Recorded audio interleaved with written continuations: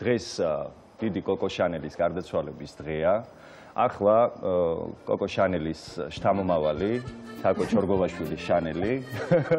ძალიან კარგი ექსკურსია. როგორ საინტერესო ორიგინალური წარდგენა, ისეთივე ორიგინალური, როგორიც თავად კოკო შანელი იყოს. არაჩვეულებრივად გამოიყურები და ძალიან სიმბოლურად სხვათა შორის აქვე მინდა ავიღო. შევეცადე რომ დღეს განსაკუთრებულად ელეგანტური და დახვეწილი ყოფილიყავი. არ ვიცი რამდენად გამომივიდა, მაგრამ ცდილობა მქონდა, მით უმეტეს როგორც აღნიშნა, დღეს მართლაც უნდა ვისაუბროთ იმ ქალბატონის შესახებ, რომლის ცხოვრება და მოღვაწეობა მოკლედ ინტერესს არასდროს არც ერთ ეტაპზე არ კარგავს. მოდა ქრება, სტილი კი სამუდამოდ რჩება. წლების წინ ზუსტად დღევანდელ დღეს 10 იანვარს მსოფლიო მოდის ლეგენდას კოკო შანელს დაემშვიდობა.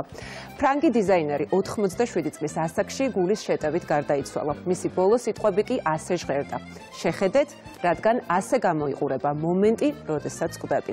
მიუხედავად იმისა, რომ მან სამყარო დიდი ხნის წინ დატოვა, დიზაინერის სტილი და იდეები უამრავ ადამიანში გაოცებასა და აღფრთოვანებას დღემდე იწვევს. მის მიერ შექმნილი შავი ფერის პატარა კაბა ყველა ქალის კარადაში შეუცვლელ ადგილს იკავებს. უნამო შანელი 5 კი არაერთი მანდილოსნის სავიზიტო ბარათი არის დღემდე. კოკო შანელის ცხოვრება და მოღვაწეობა ყოველთვის დიდი ინტერესს იწვევდა და იწვევს ადამიანებში.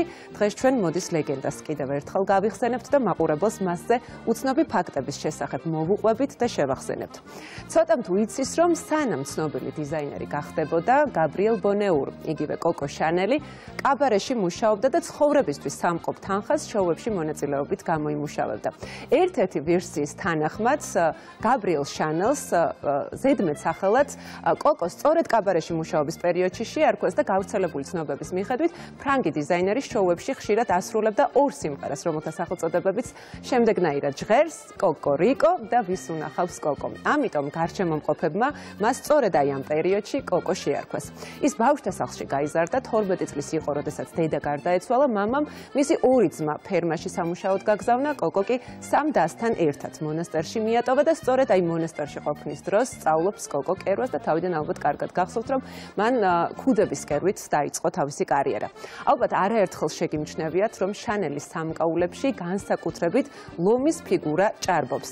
და როგორ ფიქრობთ, რა შეიძლება ყოფილიყო ამის მიზეზი? საკმაოდ ლოგიკური მიზეზი აქვს თან ამ ყველაფერს. ზოდიაქოთი ლომი თუ? სწორია, კი. ნამდვილად, სწორია ეს. პასუხი მიზეზი გახლავთ ის, რომ დიზაინერის ზოდიაქოს ნიშანი სწორედ რომ ლომი იყო. მე ვარ ლომი და მის მსგავსად თავის დასაცავად ყოველთვის ჩემს კლანჭებს ვიყენებ. ხშირად ამბობდა კოკო შანელი სწორედ აი ამ სიტყვებს. ლომი მისთვის სიძლიერისა და შეუპოვრობასთან ასოცირდებოდა. კოკოს აზრით, ლომის ბუნება ყველაზე კარგად შეესაბამებოდა ქალის ხასიათს. დიზაინერის საფლავის ქვაზე სწორედ ლომის ფიგურა არის ამოტვიფრული. კოკო შანელის საყვარელი ფერი შავი იყო, ეს ყველას კარგად მოგვეხსენება და მას სჯეროდა, რომ არაფერი იყო იმაზე უფრო ელეგანტური, ვიდრე პატარა შავი კაბა. ეს სიტყვები რეალობაც მან მალევე აქცია, როდესაც 1926 წელს ეგრეთ წოდებული პატარა შავი კაბის სტილი შექმნა და ამით ქალბატონებს უდიდესი საჩუქარი გაუკეთა. როგორც მოგვიანებით ამბობდა, მისი მიზანი ისეთი კაბის შეკერვა იყო, რომლის ტარებასაც ადამიანები საქმიან შეხვედრებსა თუ წვეულებებზე ერთდროულად შეძლებდნენ. კაბა უნივერსალური უნდა ყოფილიყო, რომელიც სხვადასხვა აქსესუარის დახმარებით მფლობელს ხვების წინაშე სრულყოფილად წარმოაჩენდა. როგორც ცნობილი დიზაინერი ამბობდა, ყველა ქალის გარდერობში უნდა იყოს ერთი პატარა შავი კაბა. მას არასდროს ეშინოდა რისკის, ის იყო პირველი დიზაინერი, რომელმაც დიდი როლი ითამაშა იმაში, რომ კაცების მსგავსად შარვალი ქალებსაც ჩაეცვათ. როდესაც ვენეციაში ერთ-ერთ ღონისძიებაზე შარულით გამოჩნდა ამ ამბავს, მოდი სამყაროში ძალიან დიდი ვნებათაღელვა მოყვა, აღაშფოთა ძალიან ბევრი ადამიანი, თუმცა თავად გაბრიელე ამ ფაქტს ნამდვილად არ შეუშინებია და მეტიც ის ამბობდა, რომ შარვალი ქალს თავისუფლებას მატებს. 1954 წელს შანელმა განაცხადა, რომ ხელჩანთის მუდმივად ტარებისგან ძალიან დაიღალა, ამიტომ მსოფლიო მოდის სამყაროს ამ პრობლემის მოგვარების მეტად ორიგინალური და მარტივი გზა და გამოსავალიც შესთავაზა. 1955 წელს გამოუშვა ჩანთა, რომელსაც გრძელი ოქროსფერი მხარზე გადასაკიდი ჰქონდა. მისი შექმნის თარიღის აღსანიშნავად კი აქსესუარს ციფრულ კოდად 2.55 შეურჩია. როდესაც ქალი თმას იჭრის, ის ცხოვრების შეცვლასაც აპირებს, ამბობდა ქალი, რომელმაც მოდის სამყაროში სრული რევოლუცია მოახდინა და ნათქვამს საკუთარი ქმედებებით მუდმივად ამყარებდა. 1917 წელს მან თმები მოკლედ შეიჭრა და ამით ქალის ვარცხნილობების ახალი სტილიც დაამკვიდრა. კოკო ყველანაირად ცდილობდა ქალებისთვის მეტი თავისუფლება მიეცა, სწორედ ამ იდეას უკავშირდებოდა ეგრეთ წოდებული რბილი პიჯაკების ცნობილი კოლექციაც, რომელიც დღეს შანელის მთავარ სავიზიტო ბარათად არის, შეიძლება თამამად ითქვას, ქცეული. გაბრიელეს ჯეროდა, რომ მოხდენილი დიზაინის მიუხედავად პიჯაკს ქალის მოძრაობა არ უნდა შეეზღუდა.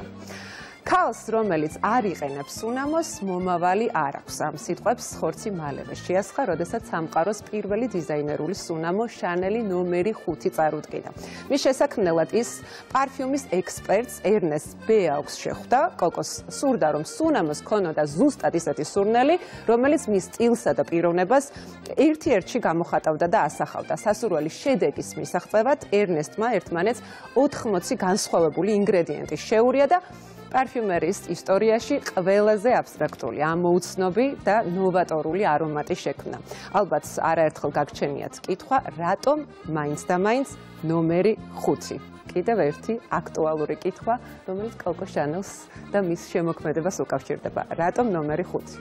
ვიცოდი, მაგრამ არ მახსოვს გულწრფელად და ამიტომ შენგან მოვისმენთ. მოკლედ, ერთ-ერთი ვერსიის მიხედვით დიზაინერს ბეაუქსის მიერ წარდგენილი ნიმუშებიდან სწორედ მე-5 ნომერი მოეწონა, თუმცა არსებობს სხვა ვერსიაც, რომლის მიხედვითაც ერთხელ კოკოს ნუმეროლოგმა უთხრა, რომ მისი იღბლიანი რიცხვი სწორედ რომ 5 იყო. კოკო გათხოვილი არასდროს ყოფილა, ამბობენ, რომ როდესაც ვესტმინისტერის ჰერცოგს ცოლობაზე უარი უთხრა, მამაკაც ასეთი ფრაზით დაემშვიდობა. იცით? ჰერცოგი ამ ქვეყნად ძალიან ბევრია. მადმაზელ შანელი კი მხოლოდ ერთი. აღსანიშნავია, რომ შანელი კოლექციის ჩვენებებს საქორწინო კაბებით არასდროს ასრულებდა.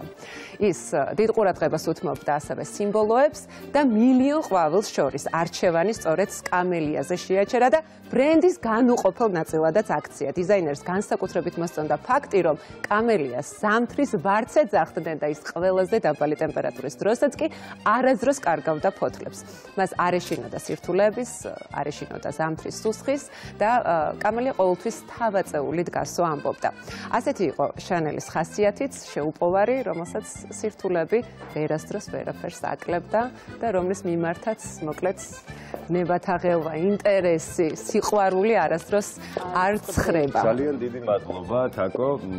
შანელი მოიხიბლებოდა, დარწმუნებული ვარ და კომპლიმენტსაც გეტყოდა. ხოჭერს მისი ბიოგრაფიული წიგნი მართლა ძალიან საინტერესოა, ამიტომ ეს რაღაცა მოკლე ექსკურსი იყო მისი ცხოვრების მნიშვნელოვანი დეტალების და ამონარიდების შესახებ ვისაუბრეთ, მაგრამ შეგიძლიათ რომ უფრო მეტი გაინტერესებთ, გადაავლოთ თვალი მართლა დიდ სიამოვნებას მიიღებთ. ვიზუალიდან დაწყებული, შინაარსით დამთავრებული, მე დარწმუნებული ვარ, რომ შანელი მოიხიბლებოდა.